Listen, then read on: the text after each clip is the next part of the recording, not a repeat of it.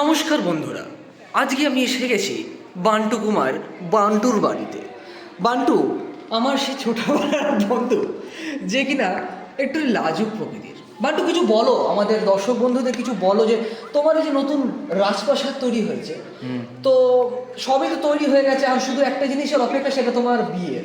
হ্যাঁ সেটাই তো বলি। বিয়ের সম্বন্ধে যদি তুমি কিছু বলো, তোমার কিরম মেয়ে পছন্দ, তাতে আমার দর্শক বন্ধুরা তোমার জন্য মেয়ে খুঁজে দিতে পারে। এখনো সেটা অনেক বছর ওয়েট করতে হবে, 2-3 বছর ওয়েট করতে হবে। তা কিরম টাইপের আপনার, মানে Medium. তোমার কিরম মেয়ে লাগবে? শিক্ষিত মেয়ে হতে হবে, আচ্ছা, আর মিডিয়াম হাইট, হুম, রাগফাগ। সুন্দরী। হ্যাঁ সুন্দরী তো বটেই। সুন্দরী বটে।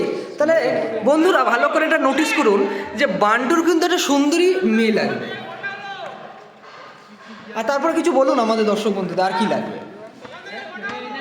আর কিছু লাগবে না।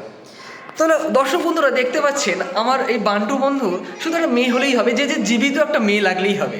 আর তার কি আছে কি নেই, লম্বা মোটা খোড়া, কিছু লাগবে না। বান্টু, এ তুমি যে চাকরি বাকরি করছো, এই লাখ টাকা মাইনা পাচ্ছ, তো এই লাখ টাকা মাইনে দিয়ে কোটি টাকার বাড়ি করেছো, তো আমাদের দর্শকদের বন্ধু বলো বলো যে তোমার এই কোটি টাকা বাড়ি করতে কত বছর সময় লাগবে?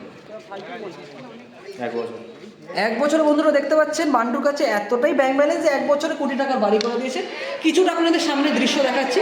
এখানে দেখতে পাচ্ছেন একদম চকচকে একটা মাইলস লাগানো আছে, টাইলস মাইলস, যাই হোক যা কিছু বললেই হবে। আর দেখতে পাচ্ছেন বন্ধুরা, আমরা সামনে ব্যালকনি দিয়ে সামনে খেলা দেখতে পাচ্ছি, ফ্রিতে আমরা বিনা পয়সায় আমি বান্টুর মাধ্যমে এটা উপভোগ করছি।